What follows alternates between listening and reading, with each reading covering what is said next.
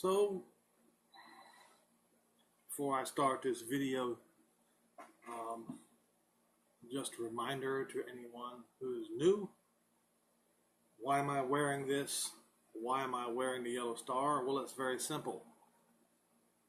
For nearly 2,000 years, the Christians, the Crusaders, have pillaged, raped, and murdered the Jews and even the followers of Yehoshua.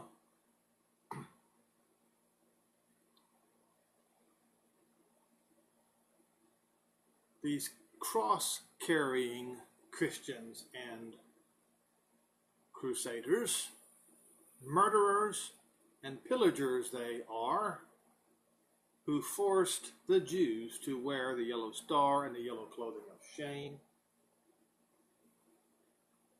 But soon the script is going to be flipped. Very soon now, Israel will no longer be wearing the yellow star and the yellow clothing of shame, neither literally nor figuratively. It will be the turn of the Gentile Christians to wear the clothing of shame for what they have done the past 2,000 years. Now, there are certain signs that I have pointed out, but it's not that what I have pointed out, it's what Paul, the Apostle Paul, had pointed out, and Yehoshua Messiah have pointed out. And these signs are very distinct and very, very clear. And one of them, as I have probably more than any of your preachers have ever done, pointed out, and that is a sign that Paul talked about in Thessalonians. I believe it's 1 Thessalonians 5. Let me see if my memory serves me correctly.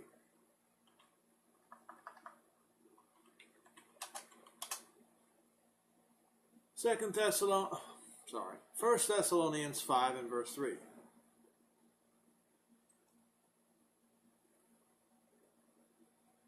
And before you go and say, oh, Henry, not again. No, or I should say yes, again and again and again.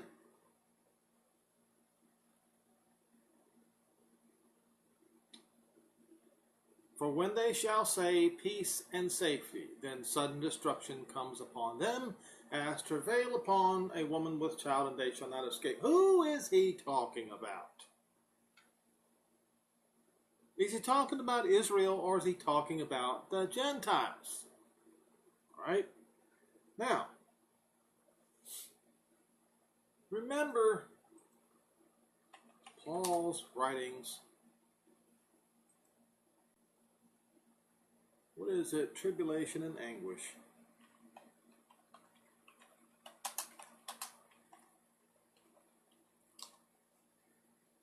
Romans 2. Now, why did he say, first of all, it says, tribulation and anguish upon every soul of man that does evil, of the Jew first and also of the Greek. He said Greek. He didn't say Gentile. He said Greek. But he inferred all the Gentiles. Well, he was speaking to the Romans, so the Romans knew. The Romans he was speaking to knew exactly, because the Romans were also of the sons of Japheth or Japheth. He was speaking about them too. He was speaking about the entirety of Europe. Tribulation and anguish upon everyone that does, every soul of man that does evil, the Jew first and also of the Gentile.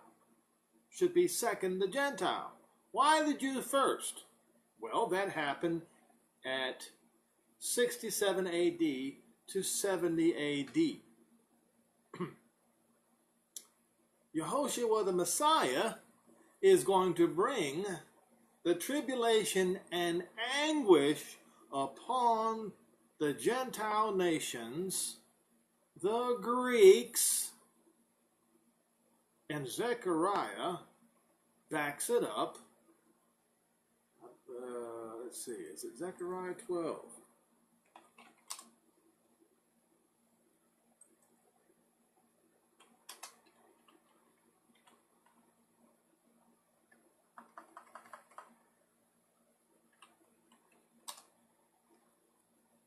No, it's Zechariah 9. Zechariah 9, verse 13.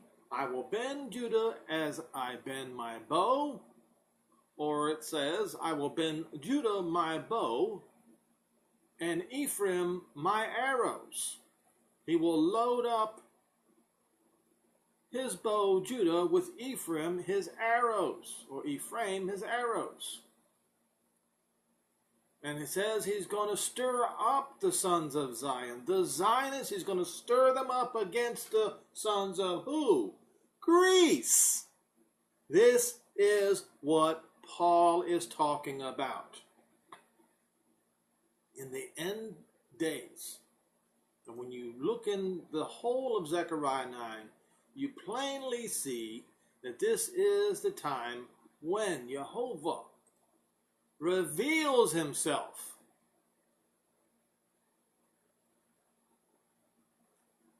And this is also the time when the Messiah reveals himself.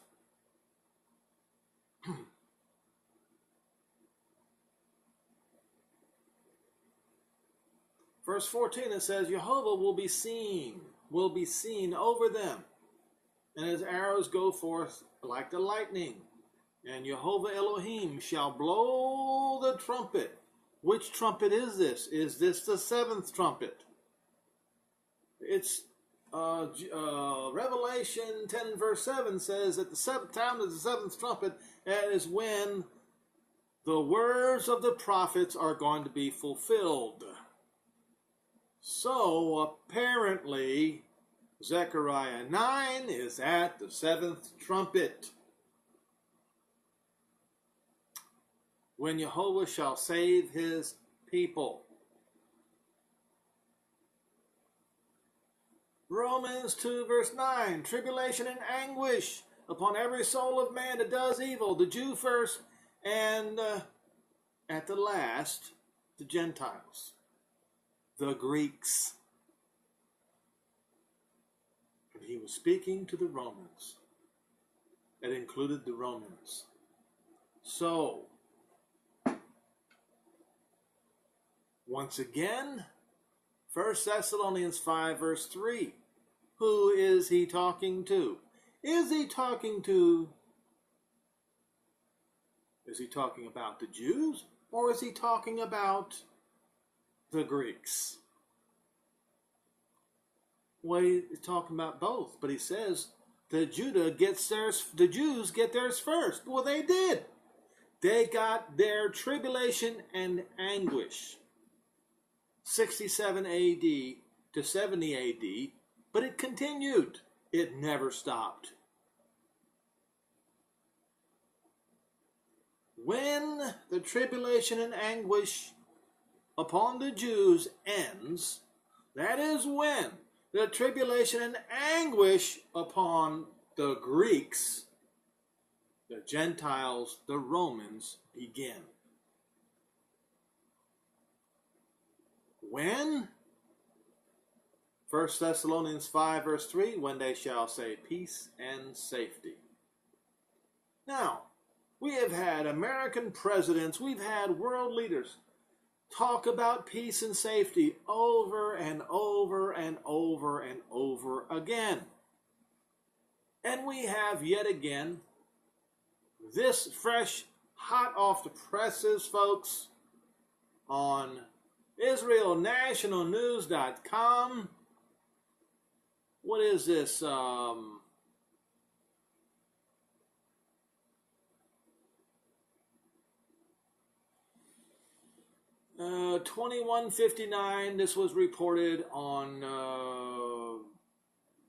what is that? 10 o'clock p.m. Israel time. This was reported. Okay. and it's only 5:37 p.m. Eastern Standard Time when I'm talking about this right now. Report, deal of the century to be unveiled next month. Now, no peace deal. No peace deal since the Balfour Declaration has been touted as much as this one.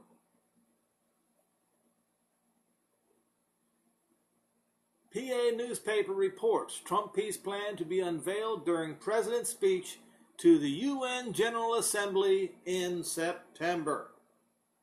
Remember, I just read a report a few days ago where certain State Department members were saying, oh, this is going to be another few months, and then another State Department member came back and said, oh no, it's not going to be a few months, it's going to be earlier. So the Trump administration will unveil its long-awaited Middle East peace plan next month, according to a report by the Palestinian Authority newspaper Al-Quds. Remember, Al-Quds in Arabic means the holy. And it's their words for Jerusalem. The plan, which President Donald Trump has dubbed the deal of the century, will reportedly be unveiled during Trump's speech to the UN General Assembly on September the 25th. Now, this story needs to be verified, okay? But I see no reason to disbelieve this story. The plan, the plan was drafted by U.S. Special Envoy to the Middle East, Jason Greenblatt, and Trump's advisor and son-in-law, Jared Kushner. PA Chairman Mahmoud Abbas has refused to consider the Trump administration an honest broker for negotiations since Trump's recognition of Jerusalem as Israel's capital last December. PA officials have repeatedly rejected the Trump administration's peace proposal, claiming it was coordinated with Israel. Last week, Jason Greenblatt wrote on his Twitter account that no one will be fully pleased with our proposal, but it is the way it must be if real peace is to be achieved. Peace can only succeed if it is based on realities. So you know that this announcement is probably correct based on the words of Jason Greenblatt, in which he said, no one will be fully pleased with our proposal. In other words, some time went by and then he posted this on Twitter. That sounds like, get ready, here it comes. All right. And remember, one group in the U.S. State Department said, oh, this could take a few months. And then another group came back and said, oh, no, it won't. So, now, what makes this different? A lot of things.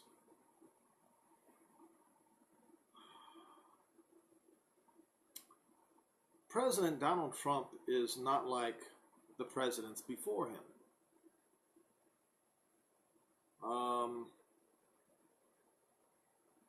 He has basically upset the apple cart in the world. And I think, in my personal opinion, the last president like him, not even Ronald Reagan, but the last president much like him was Abraham Lincoln. Donald Trump has upset the apple cart in the United States and also in the entire world. Abraham Lincoln upset the apple cart in the United States, and war came as a result.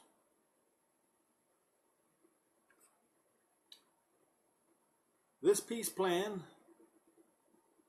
or the approach to this peace plan, is also much different than any of the other presidents who had peace plans. For instance, the recognizing of Jerusalem as Israel's capital even before beginning the process of working on this so-called peace plan. No other president has ever done this. This is contrary to the typical diplomatic um, conventional wisdom that has been used for the past, what has it been now? 70 years?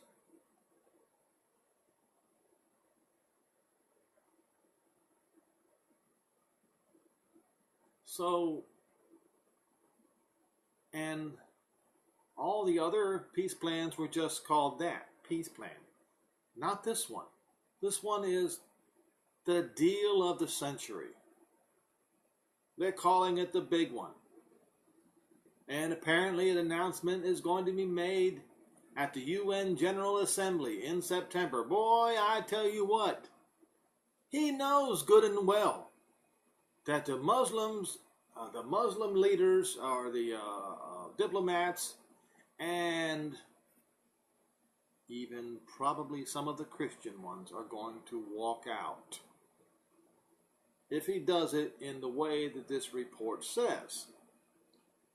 But he knows this is going to happen, and he knows that he's like an elephant in a china shop, that he shakes things up.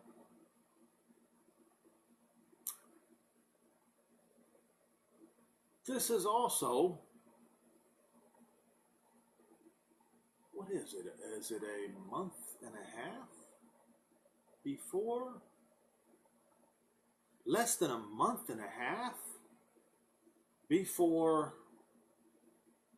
all of the screws are tightened on Iran. When the rope around Iran's neck is the only thing that's holding Iran. When the oil sanctions completely hit. This is within a little over a month.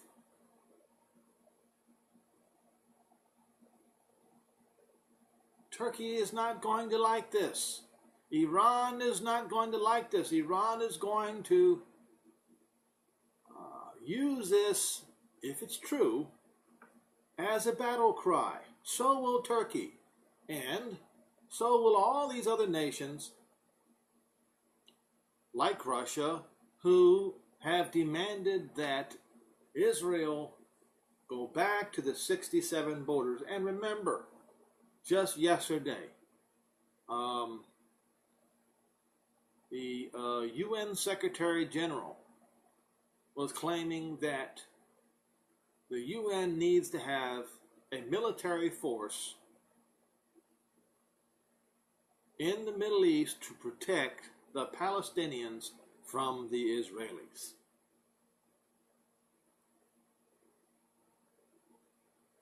Am I saying that this is the one? I don't know that. But Paul gave a clue. Paul gave a marker. Paul gave us something tangible to watch for. When they shall say peace and safety. Now the Israelites and the Jews, when I say the Israelites and the Jews, I mean the house of Israel and the house of Judah. They are all scattered among the nations, mostly among the Western nations. And now they have been, since before World War II, they've been scattered into the United States mostly now. And it indeed will be the great ships of Tarshish, that will be bringing all Israel back to the Holy Land once this whole upset begins.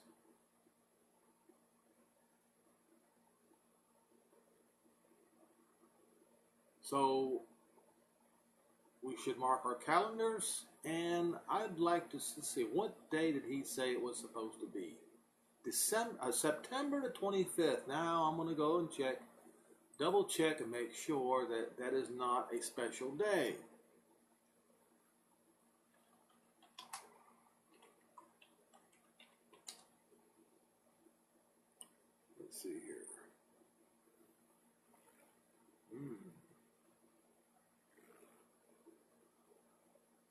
Interesting.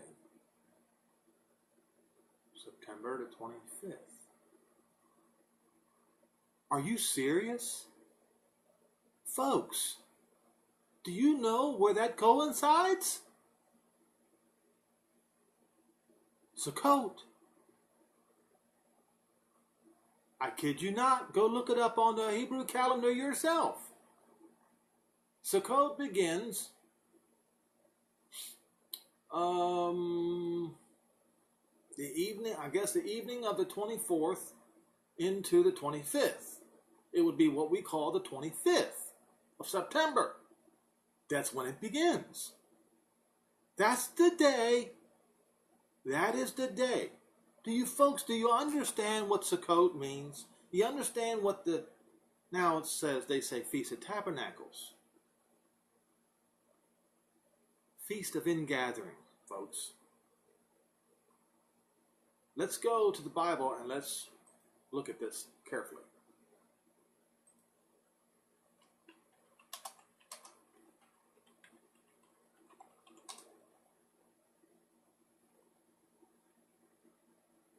All right, Exodus 34, verse 22.